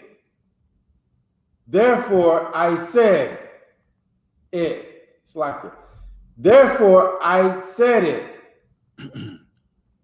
He destroyed the perfect and the wicked. All right. That's the point. Y'all ever heard the Lord rain on the just and the unjust? Mm-hmm. Yeah, the rain come down. and water the vegetables, everybody eat off that. Wicked niggas, whatever. Everybody eat off that, right? The same way you're gonna have to endure some things in this truth. You're gonna have, even though you in the truth and you living right, you still gotta go through some stuff. This is what he's talking about. The Lord can bless who he want to and destroy who he want to. Job came to that conclusion right there. And this is the conclusion. He's wrestling with it in his head, though. Right? That's what he's thinking. Go ahead to verse 23. Yes, sir. Job 9:23. If the scourge slay suddenly, he will laugh at the trial of the innocent. At the what of the innocent? Laugh at the trial of the innocent. At the what of the innocent? Block you. Laugh at the trial of the innocent. All right. So this is what you have to know, right? When you are living wicked and something happens to you bad, you deserve it. So you know you've done something that is what you deserve. When you are living righteous and something happened, you have to know that it is a test. It is a trial. It is something that you're going to pull through. How do you know it? Slack. Go ahead. Calm.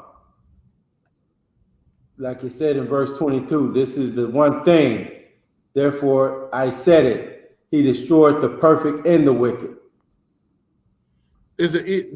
Yeah, we got that part. That's not what I'm talking about. I'm talking about now. He's saying that the Lord can sit back and laugh at the trial of the innocent, is what he said, right? Right. Why would you know if you innocent and you going through something, if you righteous and you going through something, that this ain't something that you put on yourself that you deserve, but it's a test? How would you know that? Go ahead, Itazar. Because you're still alive. That's a good reason. But my answer is even simpler. It's because the Bible told you. Well, you know what we just read before in Isaiah chapter 3? Was it chapter 3? He's going to reward the wicked and he's going to reward the righteous. Right? Right. The Lord is just. He's just. In other words, we've done things for thousands and thousands of years that's got us in the hell that we in now. Don't think your 20 years, 15 years, 5 years of being in the truth can make up for that. We to the third and fourth generation. Our great-great-great-grandfathers, as soon as they got out them doggone ships, forgot who the Lord was and tried to assimilate into American society. Tried to be a part of America. Let's serve their gods. The wicked gods. The gods of this land that helped the white man overpower us, not realizing it was our disobedience that helped our oppressors overpower us. And the only way to get back is to be obedient. So now as we start to come back, we got to get more and more people to come back so the Lord will recognize us, because you have two things going on. You being judged individually and you also being judged as a nation. So it ain't enough for me and my wife and my kids to serve the lost. I have to try to get all my brothers and sisters to do it. That's the difference between what Christ laid down and what the prophets of old laid down. With them, it was, y'all stop being wicked. With Christ is, you go tell other niggas to stop being wicked. That's the difference. Y'all know that, right? Calm. It wasn't enough just for me to be sitting at the house, keeping the Sabbath at my house, having a Passover by myself. You understand? Now you are called to go and get your brothers and strengthen your brothers and sisters and get them to come out of the walls of life that we've been in, so we can rise as a nation. You cannot be a nation that's in charge on top of people, talking about 144,000 men in a government under Christ and a nation of a number that you can't even count if you only got 5, 6 people doing their own little thing all over.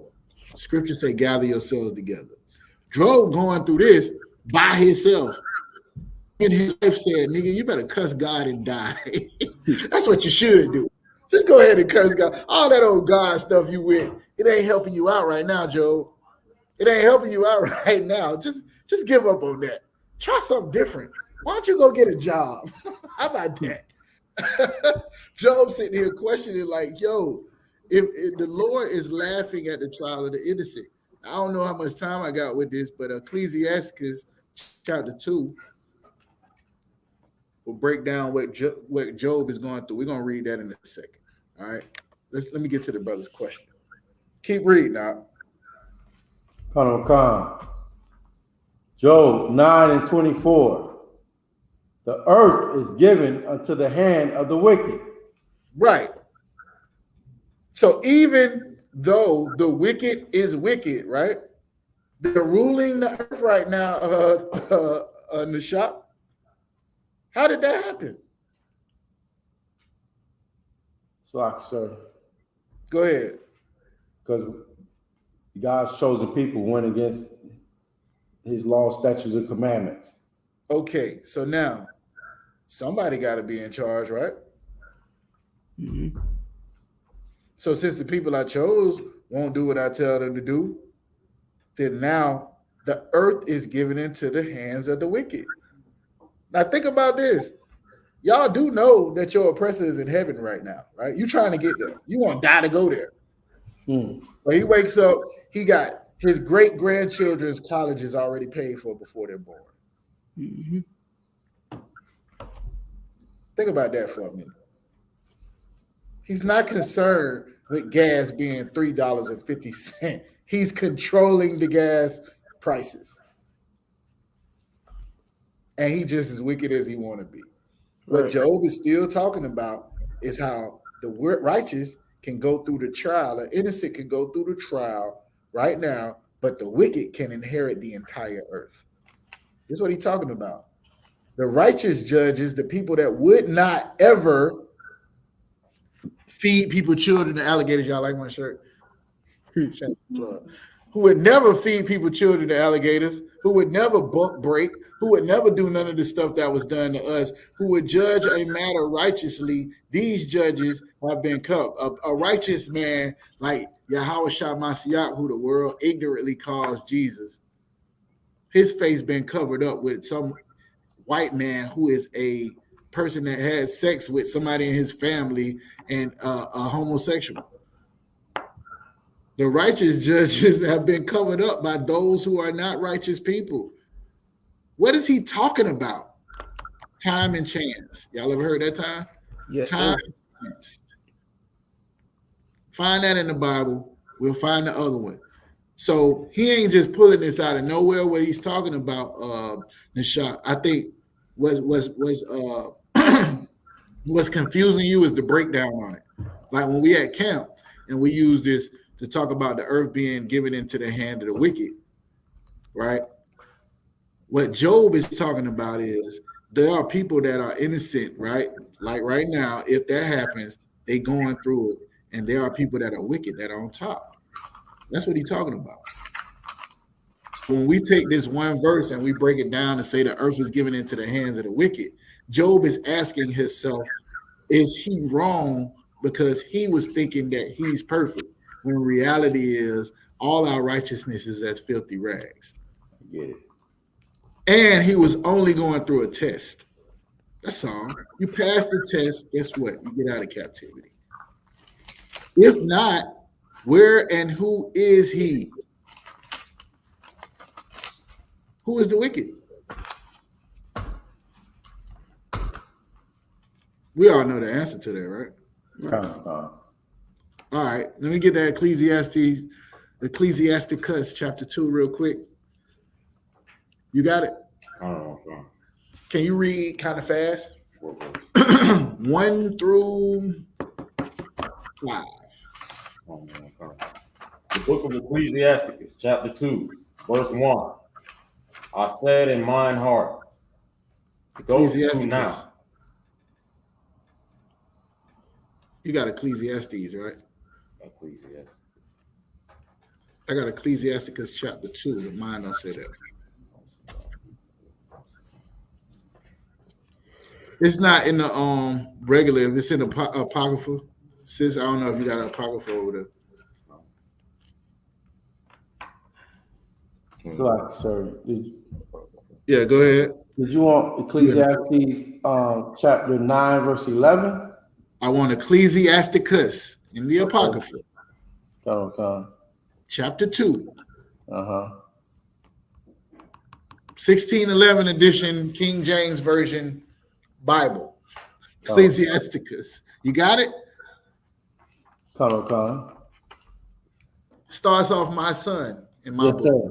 Yes, sir. You got it, Shaya? Chapter 2, sir. Yeah. Fine.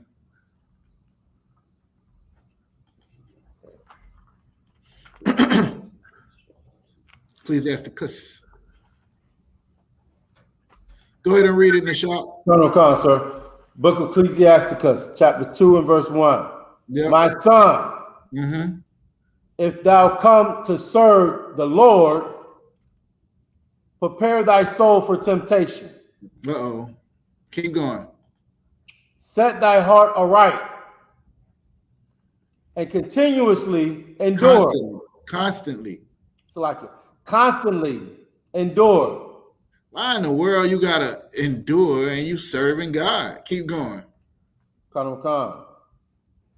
And make not haste in the time of trouble. Why would there be times of trouble and you serving God?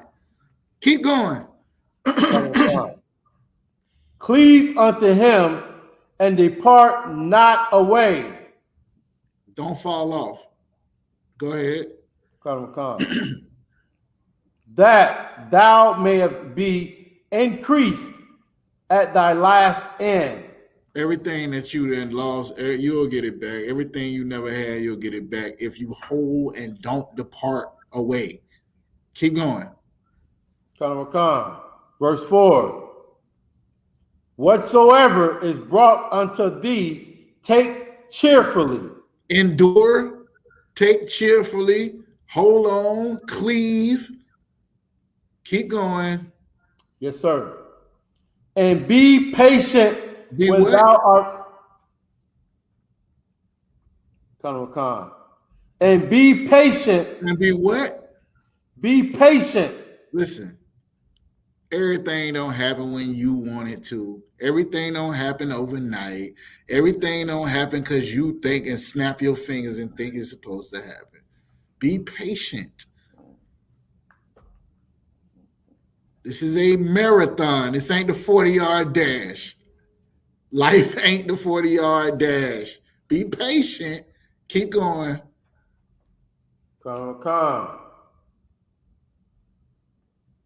And be patient when thou art changed to a low estate. Keep going. For gold is tried in the fire. You got to put the gold in the fire for you to even recognize it's real gold. Keep going. And capable men. Acceptable. And acceptable. And acceptable men in the furnace of adversity. You keep reading, you'll see that the Lord's reward will not fail. You're going to go through something in this truth. As you try to change your life and separate yourself, you're probably going to lose a lot. Family members might not talk to you because you don't believe in white Jesus, because you ain't coming to the Christmas party, because you ain't buying nothing for Mother's Day. It happens. Just endure all of it. Take it all in. You might lose your job.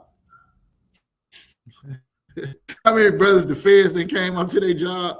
I've been waiting on them. Please, come right ahead. Might have a full-out camp at my job because I ain't did nothing wrong. You ain't doing nothing wrong. You serving the Lord. Why are you ashamed of it, of going through stuff? The Christian church has told people you're going to get a blessing bigger than you can. You're going to pour out a window, a blessing you can't. All of this stuff, they never tell you that when you're going to serve the Lord, you might go through something. But yet Christ was talking about people being persecuted for following him, people losing their family, all of this stuff for following him, for his sake. people not wanting to be around you because you've chosen not to walk like the world. If you was a part of the world would love you because you would be a part of them. But you have been called out of the world. And guess what? Satan is going to come. He tempted Christ in Matthew chapter 4. So if he tempted Christ in Matthew chapter 4, you think you ain't going to be tempted? You think you ain't going to go through nothing? Y'all do know Christ was homeless, right? Ain't nobody ever said that. Huh? I made that up. Y'all know he was born in the place where the horses sleep. In the stable. In the stable, bro. He had to go and take something for the Passover. All right, I got you. All right, so with that, I'm going to pass the class over. Priest and officer, who? Itazab? I got it, sir. All right, just know you're going to have to endure something when you're serving the Lord. Job did it. He went through it. He got it together. Even when his wife told him to just curse God and die, he didn't listen to that bitch. Salakia. He didn't listen to her. He didn't. He listened to the Lord. He held the faith and kept it going. And guess what? When he got everything back, I think she was still right there. He ain't leave her either. Right. She ain't going nowhere either, though. Like, she ain't going nowhere either. He ain't throw her away either. All right, so with that, I'm going to pass it over to y'all brothers out there. Shalom. Y'all about Shem Shurakathon. So, men of Israel, Amajim Shabbat, Amajim Barak, Yahweh Hashem Yahushua Barakathon. Yahweh Hashem Yahushua Barakathon. Hey, y'all go ahead and salute the sisters real quick, too, so we can get out of here. Men of Israel, we're going to send a courtesy salute to the sisters. Sisters can stand. Men of Israel, Amajim Shabbat, Amajim Barak, Yahweh Hashem Yahushua. Yajimata. You can go ahead and run the announcements. We're gonna get up out of here. One day I'm gonna have that pull like Thawashab got down there in Orlando. The man be like, yo, you gotta go. He be like, all right, I'm gonna pull 3 more scriptures. Shalom, Shalom, sir. Okay, we are the Israelite School of Universal and Practical Knowledge, started out of 1 West 125th Street, Harlem, New York, under Commanding General YAHANNA. Okay, we're not affiliated with any other Hebrew Israelite group. Okay. Here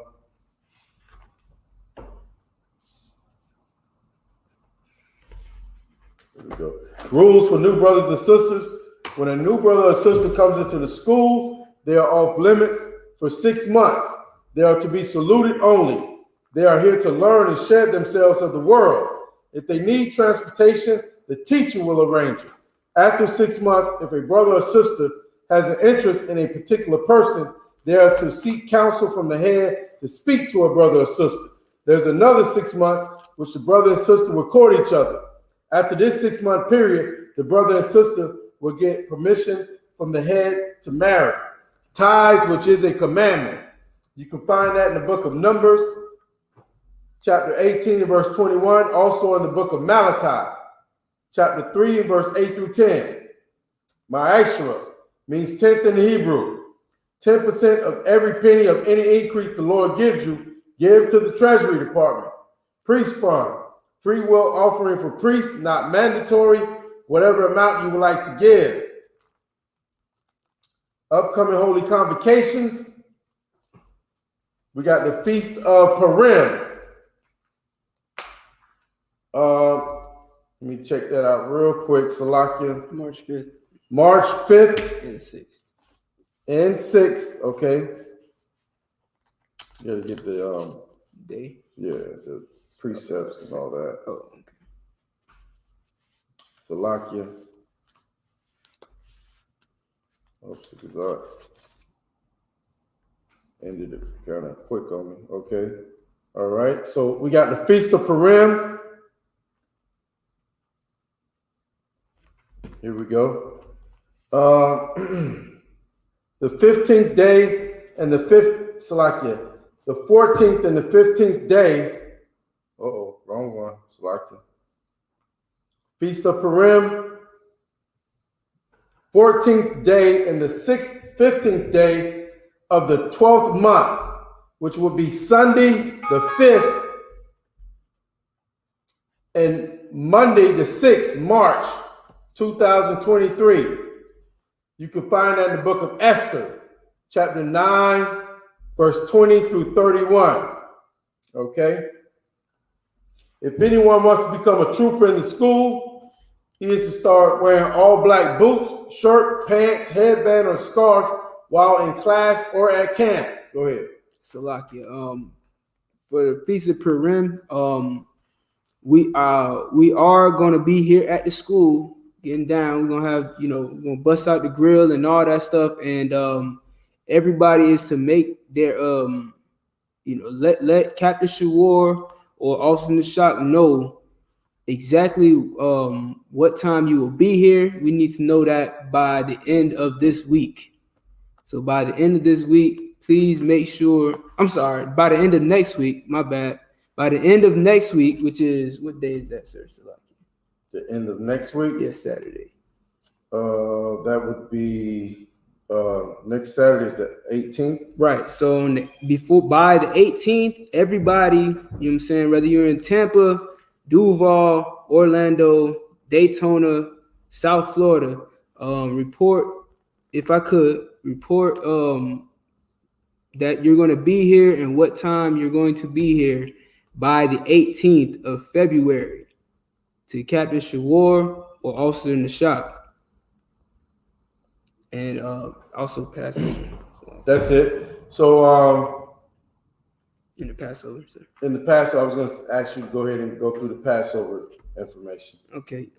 Passover will be in Raleigh, North Carolina at the Raleigh Convention Center, April 1st, 2023, where Commander General YAHANNA is inviting all Blacks, Hispanics, and Native Indians to come through and celebrate the Lord's 54th annual Passover. It is a commandment from the Most High God that you be there. So definitely make your plans to get there however necessary.